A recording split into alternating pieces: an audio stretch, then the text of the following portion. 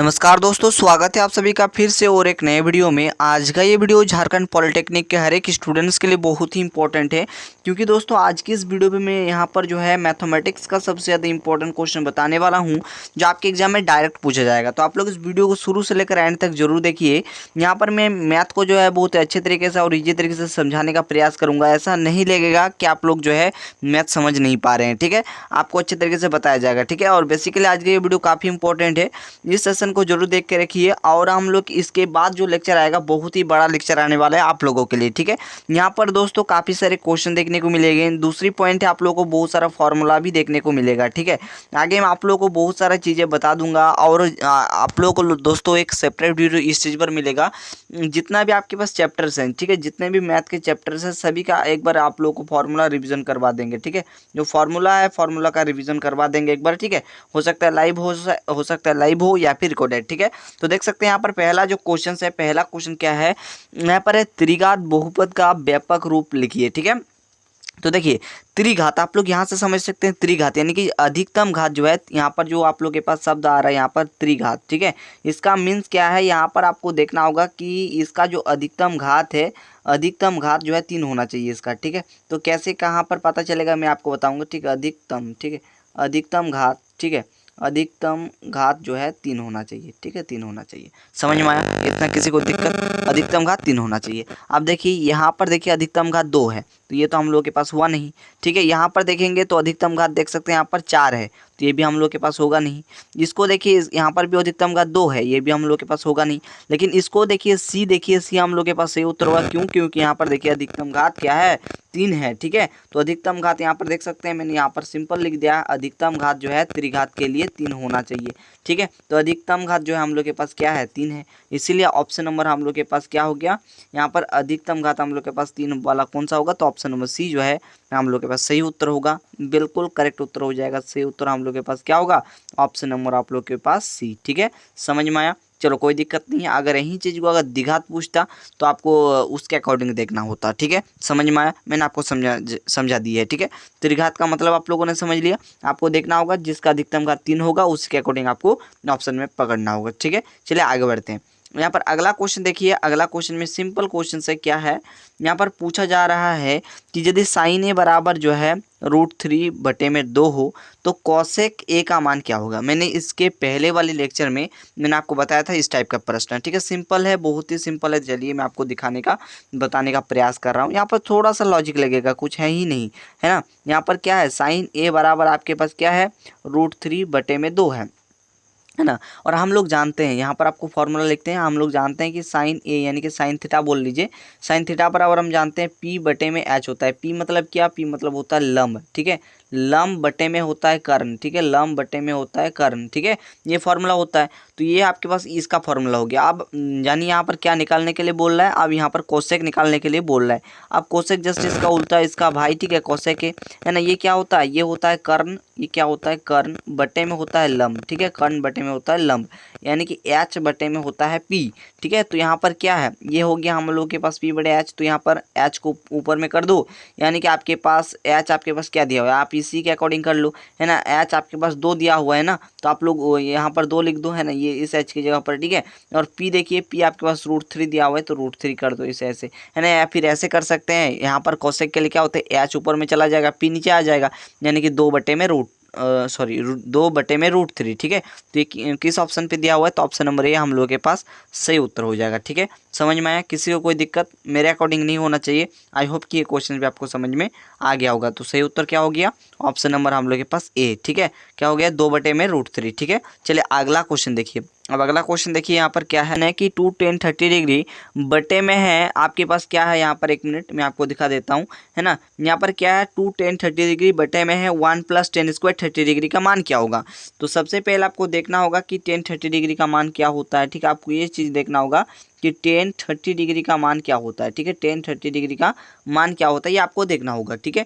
तो आप लोगों को मैं यहाँ पर याद दिला देता हूँ, ठीक है। tan 30 डिग्री का मान आप लोग कैसे फाइंड करोगे, ठीक है। ट्रिक होता है, फॉर्मूला होता है, आप लोग किसी भी तरीके से याद रख सकते हैं। अगर आप लोगों को मान लीजिए याद नहीं आ रहा है, तो दोस्तों tan का फॉर्मूला क्या होता है, tan का फॉर्मूला होता है साइन साइन थीटा बटे में होता है आपके पास कॉस थीटा, ठीक है। साइन थीटा अपॉन में कॉस थीटा जो है टेन थीटा का फॉर्मूला होता है, ठीक है। तो यहाँ पर आप लोग साइन 30 डिग्री का मान रखिए और कॉस 30 डिग्री का मान रख दीजिए, ठीक है। तो साइन 30 डिग्री का मान होता है 1/2 और इसका मान होता है √3/2, ठीक है। √3 बटे में, एक मिनट, हाँ √3 बटे में 2, ठीक है। समझ में आया, कोई दिक्कत? यहाँ से देखिए क्या होगा, 2 से 2 कैंसिल हो जाएगा तो क्या बच जाएगा 1/√3, ठीक है। 1/√3 बच जाएगा, ठीक है। तो आपको समझ में आ गया कि इसका मान क्या हो गया 1/√3, ठीक है। तो देखिए यहाँ पर क्या दिया हुआ था, यहाँ पर दिया हुआ था 2tan 30 डिग्री बटे में क्या था, बटे में था 1 + tan स्क्वायर 30 डिग्री, ठीक है। ये दिया हुआ था ना। आप देखिए मैं आपको बना के दिखाता हूँ, ठीक है। यहाँ पर क्या होगा 2 फिर गुना में क्या है 30 डिग्री, 30 डिग्री का मान क्या होता है 1/√3, ठीक है। उसके बाद 1 + tan स्क्वायर यानी कि 1/√3 का क्या हो जाएगा, इस प्रकार से स्क्वायर हो जाएगा, ठीक है। कोई दिक्कत नहीं होनी चाहिए, कोई दिक्कत, ठीक है। अब देखिए यहाँ पर क्या बच जाएगा, यहाँ पर ऊपर में बच जाएगा 2 बटे में √3 और यहाँ पर बच जाएगा 1 प्लस में, यहाँ पर देखिए यहाँ पर जो दिया हुआ है ना 1/√3 का स्क्वायर है ना, यानी कि आप लोग इसे क्या करेंगे 2 बार लिखेंगे, है ना, 2 बार लिखेंगे कुछ इस प्रकार से, ठीक है। तो 1 एज इट इज, और यहाँ पर मैं आपको बता दूं कि रूट के अंदर 2 गो 3 है ना, तो 1 गो 3 बाहर निकल जाता है, यानी कि रूट के अंदर जो भी चीज़ रहती है ना, डबल डबल करके 1 गो बाहर निकलता है, ठीक है। तो यहाँ पर 3 बाहर निकल जाएगा, यानी कि 1/3 लिख सकते हैं। अगर आप यूँ ही नहीं समझ पा रहे तो मैं आपको और जो है बारीकी से समझाने का प्रयास करता हूँ, ध्यान से समझना, ठीक है। ये 1 हो गया, 3 तिया क्या हो जाएगा, 3 तिया 9 हो जाएगा। समझ में आया, कोई दिक्कत नहीं होनी चाहिए, कोई दिक्कत। यहाँ पर 9 हो गया, ठीक है। आप देखो एक एज इट इज, अब इसका वर्गमूल करोगे तो आपके पास 3 आ जाएगा, ठीक है। तो 1/3 आ गया, जिस तरीके से समझना चाहो समझ लेना है, ठीक है आपको, ठीक है। तो यहाँ पर क्या आ गया 1/3 आएगा, तो 1/3 कर देते हैं। ऊपर में क्या था 2 बटे में इधर √3, ठीक है। फिर बटे में क्या हो जाएगा, यहाँ पर 3 लॉस हो जाएगा तो 3 प्लस में 1 आ जाएगा, ठीक है। फिर सॉल्व कीजिएगा तो 2 बटे में क्या हो जाएगा √3, फिर बटे में क्या हो जाएगा 4 बटे में क्या हो जाएगा 3 हो जाएगा, ठीक है। आप देखिए 2 बटे में √3, फिर गुना कीजिएगा 3 ऊपर में चला जाएगा और 4 नीचे आ जाएगा, ठीक है। 2 एकम 2, 2 दूनी 4, ठीक है। तो ये आपके पास क्या बच गया, यहाँ पर बच गया सिंपल 3 बटे में क्या हो गया, यहाँ पर सिंपल क्या बच गया, मैं 1 मिनट लिख देता हूँ, जगह नहीं मिल पा रहा है। यहाँ पर बच गया 3 बटे में 2 √3, ठीक है। ये बच गया दोस्तों, हम लोग का ये बच गया। अब आप लोग दोस्तों यहाँ पर सिंपल क्या कर लीजिए, यहाँ पर ये रूट को हटाने के लिए आप लोग ऊपर नीचे √3 से गुना कर लीजिए, ठीक है। ऐसे गुना कर लिए। आप देखिए यहाँ पर क्या बच गया 3√3 बच गया, और इधर देखिए क्या बच जाएगा, यहाँ पर देखिए सिंपल हो जाएगा। यहाँ पर 2 आ गया, है ना, और 3 और √3 गुना में √3, यहाँ पर √9 आएगा और इसका वर्गमूल करेंगे तो 3 आ जाएगा, ठीक है। तो नीचे का रूट हट जाएगा ऐसे, ठीक है। तो इस 3 से इस 3 कट जाएगा, ठीक है। यहाँ पर क्या बच गया √3 बटे में 2, ठीक है। तो √3 बटे में 2 जो है इसका सही उत्तर होगा। तो कौन सा ऑप्शन पे है, तो ऑप्शन नंबर ए जो है इसका सही उत्तर होगा √3 बटे में 2, ठीक है। समझ में आ गया आपको, सिंपल तरीका मैंने बता दिया। आपके पास क्या आ गया था, आप लोगों के पास आ गया था 3 बटे में 2 √3, ठीक है। तो यहाँ पर नीचे के रूट को हटाने के लिए हमने ऊपर नीचे जो है √3 से जो है इस प्रकार से इसके साथ गुना कर दिए और यहाँ इसके साथ गुना कर दिए, यानी कि मतलब ऊपर नीचे गुना कर दिए, यानी कि अंश में भी गुना हुआ, हर में ही गुना हुआ, है ना। काट के तो दोनों यही ना आएगा, ठीक है। अगर काट जाएगा, इन दोनों काट देंगे तो यही बच जाएगा, ठीक है। तो कोई दिक्कत, कोई इशू तो नहीं हुआ, है ना। उसी प्रकार से हम लोग के पास इधर बच गया 3√3 और इधर बच गया 2 गुना में, ये जो है गुना करके जो है √3 गुना में √3 करेंगे तो 3 आ जाएगा, ठीक है। तो 3 से 3 कैंसिल हो गया और आपके पास आंसर बच गया √3 बटे में 2, ठीक है। मैंने दोबारा भी समझा दिया, आई होप कि कोई दिक्कत नहीं हुआ होगा, ठीक है। अब अगला क्वेश्चन देखिए, अगला क्वेश्चन में आप लोगों से क्या बताया जा रहा है, यहाँ पर देखिए एक प्रायिकता का सिंपल साधारण सवाल है। क्या है कि एक थैले में जो है 3 नीला गेंद है, 4 लाल गेंद है, नीला गेंद प्राप्त करने की प्रायिकता आपको ज्ञात करना है, ठीक है। तो आपके पास 3 क्या है, 3 आपके पास हो गया यहाँ पर नीला गेंद, ठीक है। 3 हो गया नीला गेंद और आपके पास 4 हो गया, क्या 4 हो गया लाल गेंद, ठीक है। 4 हो गया लाल गेंद। तो टोटल आपके पास कितना आ गया, तो टोटल आपके पास आ गया 7 जो है गेंद आ गया, ठीक है। अब यहाँ पर किसकी प्रायिकता, तो नील, ठीक है। तो नीला आने की प्रायिकता यहाँ पर ज्ञात करना है, नीला आने की प्रायिकता, ठीक है। नीला गेंद प्राप्त करने की प्रायिकता आप लोग लिख लीजिएगा, नीला गेंद प्राप्त करने की प्रायिकता, ठीक है। हम डायरेक्ट कर दे रहे हैं। तो नीला जो होगा आप लोगों को ऊपर में वो चीज़ लिखना है, टोटल तो जो है नीचे लिख देना है, ठीक है। यानी कि आपको यहाँ पर जो टोटल है, टोटल वाला नीचे लिखना है, यानी कि दोनों को जोड़ के जो भी आया है उसको नीचे लिखना है और जिसको निकालने दिया है उसको ऊपर में लिखना है, ठीक है। समझ गए। तो यहाँ पर 7 आ गया टोटल, तो 7 नीचे कर दिए।